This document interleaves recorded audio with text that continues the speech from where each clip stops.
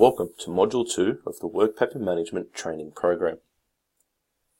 This module will cover more advanced aspects of Workpaper project maintenance, including moving and deleting projects, audit trails, project rollover and archiving projects, and the integration of Workpaper Management and XPA. This module is designed for advanced users of Workpaper Management and should be watched in conjunction with the Module 2 reading material. Moving and deleting projects. In some instances, you may have created your Workpaper project against the wrong client, matter, or XPA ledger. In this instance, you are able to move the project to the correct location. To do so, right-click on your project in the project list and select Move Project. The following window will allow you to change the client, matter or ledger, and will also allow you to move multiple projects. Please note that you can choose to change either the matter or the XPA ledger, but not both. If your project is linked to an XPA ledger and the ledger is linked to a matter, if you wish to change the matter, you will need to change the matter in XPA. So you will need to change the XPA files link to the matter. Please note as well that your system administrator may have disabled project move and delete for some or all users of the practice. Auditing project changes. There are a number of different changes that can occur in a project that now have audit tracking. These changes include project creation, addition and deletion of project work items, editing of the project status, editing of the existing project word items attributes such as description, reference, assigned user, edits to the document attachment, adding, detaching and deleting, status-specific changes, so changes of the status, and also changes of the role rule. To view your audit trail, right-click on any work item and select Show Audit Log. The audit log will show what the change was and who made it. The audit trail receives this information via your central login, so there is no effect on changing the preparer and reviewer in the project. All audit trail changes are logged at the system level and are linked to your user. The audit trail settings are practice-wide and have been set up by your WM administrator. Please consult them if you're not sure which audit trail functions have been enabled, or to discuss adding or deleting audit trail functionality. Project rollover. Once a project has been completed, we would like to roll it over. Typically, this is the best way to create a new project for a new year's work. We do recommend that you delay project rollover until just before the work needs to be completed in the new year. This is to allow you to get the latest templates and work items. To effect a project rollover, right-click on your project and select Roll Project. Alternatively, you can hit the Roll button in the menu bar.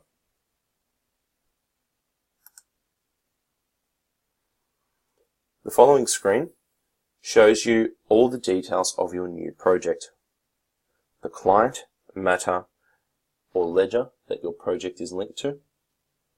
Please note that just like moving a project, you can choose to link your project to either a new matter or a new ledger, but not both. You will also see the new year, title, and templates for the new project. You can also see the partner, preparer, and reviewer, and make changes as required.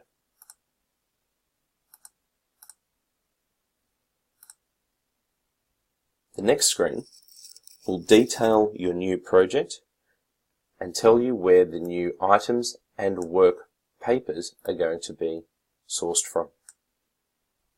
At the top of the screen, we have some overarching rules. The first one is the source for new project work items. This tells us where the actual individual work items, so the tasks that we will complete, will be sourced from. We have three options there. The first option is this project's work items. What this does is roll over each and every single work item exactly as it appears in the current project. Any additions or deletions from the template will not be affected. However, if you do make changes to the standard work items, say to customize for names, those changes will roll forward. The second option is template work items. This will ignore any changes, additions, or deletions that you have made in your current project and bring in a fresh, brand new project from the template. Please note that this will, as we said, ignore and delete any changes you have made to your project, any variations from that template. The final option is a hybrid option, being project and template. What this option does is, in the first instance, roll over the work items exactly as they are in the project. It gives you everything that you have now. What it then does is refer to the template used to create the project and bring in any work items that may be missing. So, in this instance, you would get all the changes that you made, all the customized additions to your project, but you would also be sure that you are getting the absolute minimum requirements as per your project template. You can also choose the source for the Workpaper files. These are the attachments to the project. Again, we have three options. This project's files, this will give us a file save as of the documents in the project. These are exact copies and include the data you entered. So 2014 data will roll over into a 2015 project. This option is typically used when you have a highly customized project.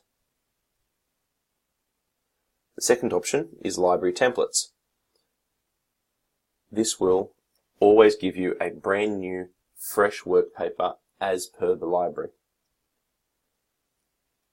This is the most common option and is most common especially for compliance projects where we want to make sure that we have the most common workpaper every time.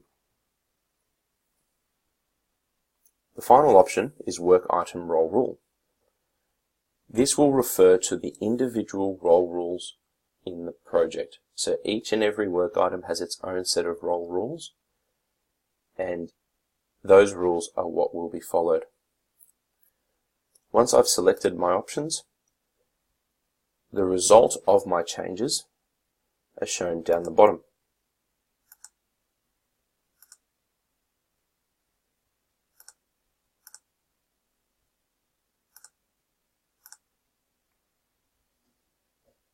What I see in my table is a list of work items that I'm bringing in,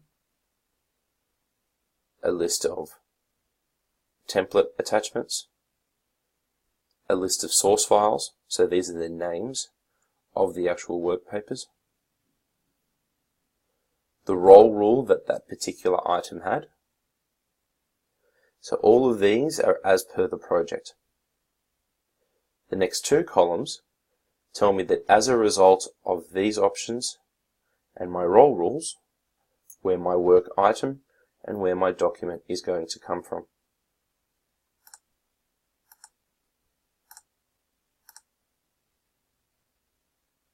So what you can see here is that the majority of my work items are coming straight from the project, and I'm going to refer to my role rules and bring everything in from the template. Once I hit next, a brand new project will be created and a fresh set of working papers will also be created.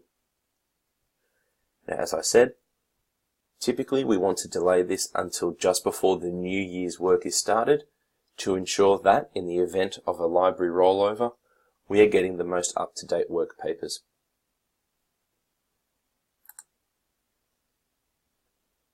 Archiving projects. If we want to reduce the number of projects in this list, we do have the option of archiving projects. Archiving projects does not make any changes to the properties or the work papers in a project. What it does is condense this list. So say that I'm done with my 2013 project, I can choose to archive that and take it out of this list. I can review my project by clicking on the Show Archived Projects button, and you can see it returns.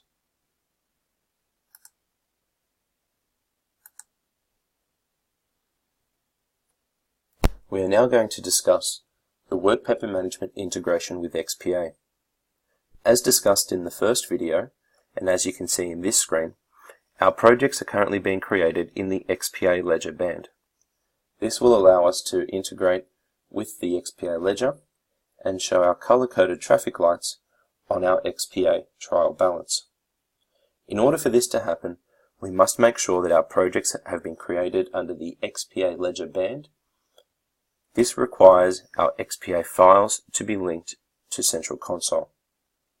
Details on how to do this are outlined in your reading materials. Once the project has been created, we can make any changes that we need to our project-specific XPA integration. For example, I may want to change the range or the accounts that my work items are linked to. Say, for example, I want to change the codes in my bank rec. I can either type my codes directly in, using colon as a separator for a range, or semicolon to list individual accounts, or I can right-click and select XPA account. This will bring up my XPA chart,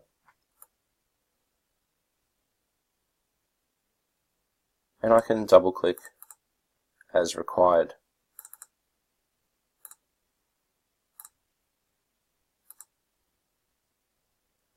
I can also use the work item filter up the top to show me all the work items that link to a specific XPA code.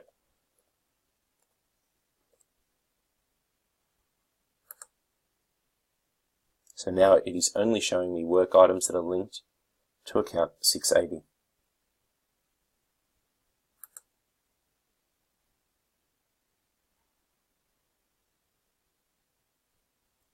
So what does that look like from the XPA perspective?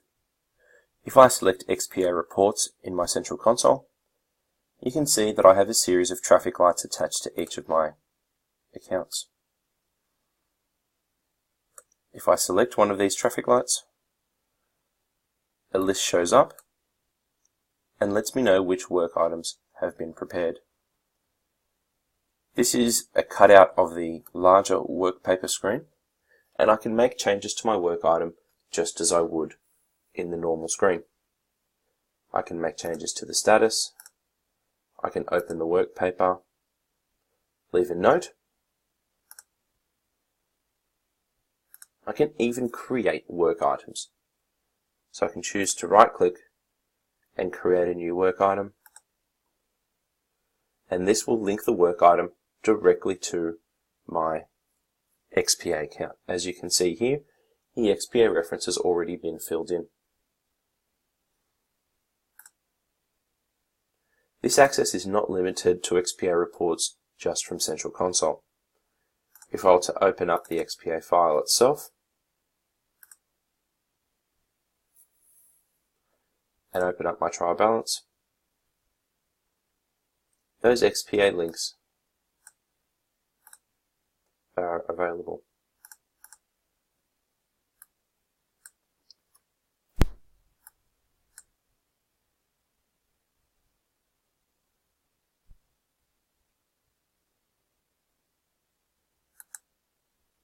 A new feature in the XPA integration also allows you to take the XPA balances from the General Ledger program and display them in the Workpaper project. If I select the XPA balances button, you will see a column arrive that says XPA Year to Date. These are the year to date balances for the specified accounts in the Workpaper project. This is a summarized balance, so if you have multiple XPA accounts linked to a work item, the summarized balance will appear here. Please note that all positive showed values are debits and all negative values shown are credits. I can choose to show year to date or period to date. A drop-down menu will tell you which period or year end you are viewing.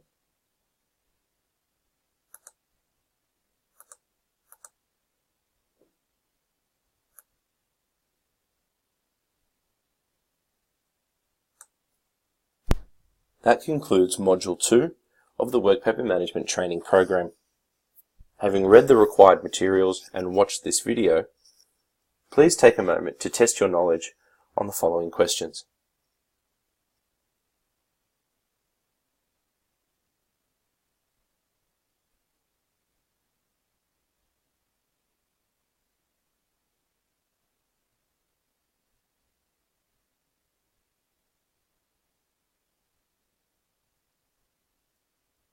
That concludes the project maintenance section of the Workpaper Management Training Program. Please feel free to watch the other videos that cover template maintenance and project reporting. Thank you.